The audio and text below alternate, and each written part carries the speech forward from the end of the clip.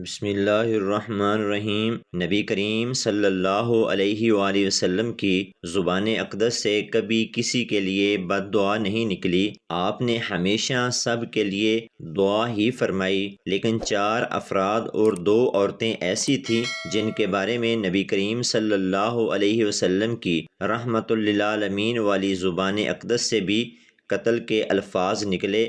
اور آپ صلی اللہ علیہ وآلہ وسلم نے ان افراد کو قتل کر دینے کا حکم صادر فرما دیا، اور وہ بھی ایسے موقع پر، یعنی فتح مکہ پر، کہ جس موقع پر نبی کریم صلی اللہ علیہ وسلم نے تمام مشرکین کو اور اپنے مجرمین کو بھی معاف فرما دیا، یہاں تک کہ اپنی صاحبزادی سیدہ زینب علیہ السلام کے قاتل کو بھی آپ صلی اللہ علیہ وسلم نے معاف فرما دیا۔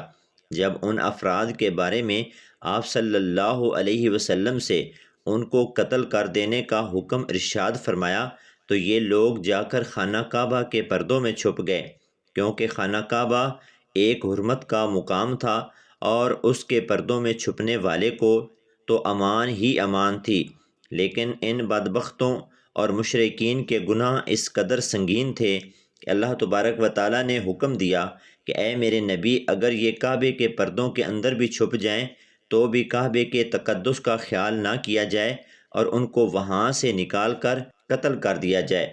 فتح مکہ کے موقع پر آپ صلی اللہ علیہ وآلہ وسلم نے ارشاد فرمایا تھا کہ جو شخص ابی سفیان کے گھر میں پناہ لے گا اس کو بھی امان ہے، اور جو کعبہ میں پناہ لے گا اس کو بھی امان ہے، اور جو اپنے گھروں کے دروازے بند کر لے گا اس کو بھی امان ہے، اس کو کچھ نہیں کہا جائے گا۔ لیکن ان بدبختوں کو چھوڑ کر جن کے قتل کا حکم آپ صلی اللہ علیہ وسلم نے صادر فرما دیا تھا، فتح مکہ کے موقع پر مشرکین اور کفار ڈر رہے تھے، انہیں مسلمانوں پر کیے گئے اپنے مظالم یاد آ رہے تھے، کیسے انہوں نے مسلمانوں کو مدینہ سے ہجرت کرنے پر مجبور کیا اور اسلام قبول کرنے پر انہیں ظلم و تشدد کا نشانہ بنانا، سب انہیں رہ رہ کر یاد آ رہا تھا، اور وہ خوف سے اور ہیبت سے کانپ رہے تھے کہ آج انہیں قتل کیا جائے گا، اور صحابہ اکرام اجمعین بھی یہی سمجھ رہے تھے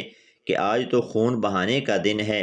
لیکن جب نبی صلی اللہ علیہ وسلم کی زبان اقدس سے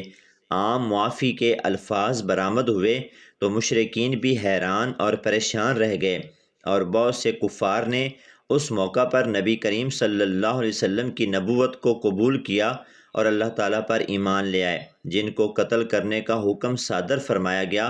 ان بدبختوں کا گناہ بہت بڑا تھا، اور انہوں نے نبی صلی اللہ علیہ وسلم کی توہین کی اور اللہ کے کلام پاک قرآن کی توہین کی تھی، اور مسلمانوں کے درمیان فتنہ، فساد اور شکوک و شبہات پیدا کرنے کی کوشش کی تھی۔ ان میں سے ایک عبد العزیٰ بن خطل تھا۔ نبی اکرم صلی اللہ علیہ وسلم نے اس کو صدقات وصول کرنے کے لیے بھیجا، اس کے ساتھ ایک اور مسلمان کو بھیجا، اس نے اس کو قتل کر دیا اور قتل کرنے کی سزا کے ڈر سے مرتد ہو کر مکہ مکرمہ بھاگ گیا اور مشرکین سے جا ملا۔ سیرت ابن ہشام میں یہ بھی ہے کہ ایک مسلمان غلام تھا جو اس کی خدمت کرتا تھا، اس نے غلام کو حکم دیا کہ پہاڑی بکرا ذبح کر کے اس کے لیے کھانا تیار کرے، اور خود سو گیا۔ جب اٹھا تو دیکھا کہ کھانا تیار نہیں ہے، بس کیا تھا کہ غلام کو جان سے ہی مار ڈالا، اور ڈر کے مارے مرتد ہو کر مکہ مکرمہ بھاگ گیا، اور شقاوت اتنی بڑھ گئی کہ اپنی 2 لونڈیوں سے سرکار دو عالم صلی اللہ علیہ وسلم کی شان میں گستاخی اور گستاخانہ اشعار کہلواتا تھا۔ رسول اللہ صلی اللہ علیہ وسلم نے اس کے مرتد ہونے کی وجہ سے اس کے خون کو مباح قرار دیا۔ فتح مکہ کے دن وہ قتل کر دیا گیا۔ اس وقت وہ خانہ کعبہ کے غلاف سے چمٹا ہوا تھا، اس کے ساتھ اس کی لونڈیوں کے قتل کا بھی حکم نافذ ہوا تھا۔ ان میں سے ایک اکرمہ بن ابو جہل، جو کہ مرتدین میں سے تو نہ تھا، لیکن یہ مرتدین کے ساتھ ہی مکہ سے فرار ہونے میں کامیاب ہو گیا تھا، لیکن بعد میں اس نے اسلام قبول کر لیا تھا۔ نبی صلی اللہ علیہ وسلم کی بارگاہ میں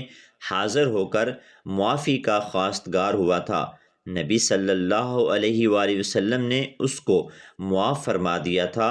یہ صحابی کے رتبے پر فیض ہوئے اور جنگ یرموک میں شہید ہو گئے تھے۔ یہ مشہور دشمنان اسلام ابو جہل کے بیٹے تھے۔ نبی صلی اللہ علیہ وسلم نے صحابہ اکرام کو حکم دیا تھا کہ اکرمہ بن ابی جہل کے سامنے اس کے باپ ابو جہل کو برا بھلا مت کہا جائے۔ حضرت عثمان غنی رضی اللہ تعالی عنہ نے جس دائی سے دودھ پیا اس کا ایک اپنا بیٹا عبداللہ بن سعد بن ابی سرہ تھا، یعنی حضرت عثمان اور یہ آپس میں رضائی بھائی تھے۔ اس نے حضرت عثمان غنی رضی اللہ تعالی عنہ کے توسط سے بارگاہ رسالت صلی اللہ علیہ وسلم تک رسائی حاصل کی اور آپ صلی اللہ علیہ وآلہ وسلم کے ہاتھ پر بیعت کر کے ایمان قبول کیا۔ نبی صلی اللہ علیہ وسلم نے اس کے لکھنے پڑھنے کی قابلیت کی بنا پر اس کو اپنا کاتب مقرر فرمایا۔ کاتبان وحی نبی صلی اللہ علیہ وسلم کے سامنے بیٹھا کرتے تھے۔ نبی کریم صلی اللہ علیہ وسلم اللہ تعالیٰ کی طرف سے نازل ہونے والی وحی کو اپنی زبان اقدس سے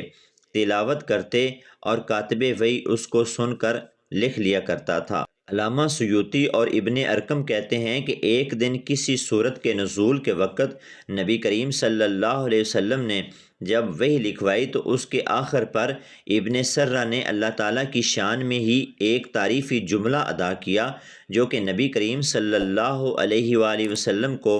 بے حد پسند آیا۔ آپ صلی اللہ علیہ وسلم نے ارشاد فرمایا کہ ابن سرہ اس آیت کے آخر میں اس جملے کو بھی شامل کر لو۔ ابن سرہ بہت حیران ہوا کہ یہ جملہ تو میں نے ادا کیا ہے، تو پھر یہ وحی کا حصہ کیسے بن گیا؟ اس کے بعد ابن سرہ اسلام سے مرتد ہو گیا اور یہ مکہ بھاگ گیا۔ وہاں جا کر اس نے واہ ویلا مچانا شروع کر دیا کہ نبی صلی اللہ علیہ وسلم پر نزول ہونے والی آیات میں ہم خود تبدیلی کر دیا کرتے تھے۔ اس نے وہاں پر یہ واقعہ بھی بیان کیا کہ میرے منہ سے نکلنے والے الفاظ کو بھی وحی میں شامل کر لیا گیا ہے، تو یہ وحی اللہ تعالیٰ کی طرف سے کیسے ہوئی؟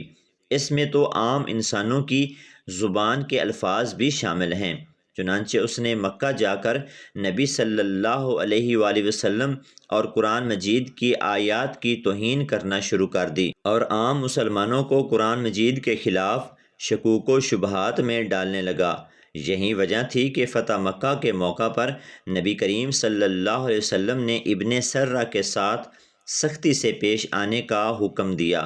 اور ارشاد فرمایا کہ اگر یہ کعبے کے پردوں کے اندر بھی چھپ جائے تو اس کو وہاں سے نکال کر قتل کر دیا جائے، کیونکہ اس کی سزا یہی ہے کہ اس نے اللہ تعالیٰ کے کلام اور نبی صلی اللہ علیہ وسلم کی ذات اقدس پر مسلمانوں کے درمیان شکوک و شبہات پیدا کیے ہیں۔ جب اس کے قتل کا حکم صادر کیا گیا تو یہ حضرت عثمان غنی رضی اللہ تعالی عنہ کے گھر جا کر پناہ گزین ہو گیا۔ اب چونکہ حضرت عثمان غنی اس کے رضائی بھائی تھے، انہوں نے نبی کریم صلی اللہ علیہ وآلہ وسلم سے سفارش کی کہ آپ صلی اللہ علیہ وآلہ وسلم نے پہلے تو اس کی سفارش قبول نہ کی، لیکن پھر آپ صلی اللہ علیہ وسلم نے اس کی بیعت قبول کر لی اور ساتھ ہی اپنے صحابہ کرام کو ارشاد فرمایا، تم میں سے کوئی بھی اللہ تعالیٰ کا نیک بندہ ایسا نہ تھا جو اٹھ کر اس کو قتل کر دیتا کہ میں اس کی بیعت لینے سے انکار کر رہا ہوں۔ صحابہ کرام نے کہا، یا رسول اللہ صلی اللہ علیہ وآلہ وسلم، آپ نے کوئی واضح اشارہ نہ فرمایا تھا، اس لیے ہم سمجھ نہ سکے کہ آپ اس کے قتل کا حکم صادر فرما رہے ہیں۔ کاش آپ ہمیں کوئی اشارہ کر دیتے۔ نبی کریم صلی اللہ علیہ وسلم نے ارشاد فرمایا کہ یہ منصب نبوت کے خلاف ہے کہ کوئی نبی خفیہ اشارہ کرے۔ اللہ تعالیٰ سے دعا ہے کہ اللہ تعالیٰ ہمیں حضور صلی اللہ علیہ وآلہ وسلم کے اسوہ حسنہ کے مطابق زندگی گزارنے کی توفیق عطا فرمائے، آمین۔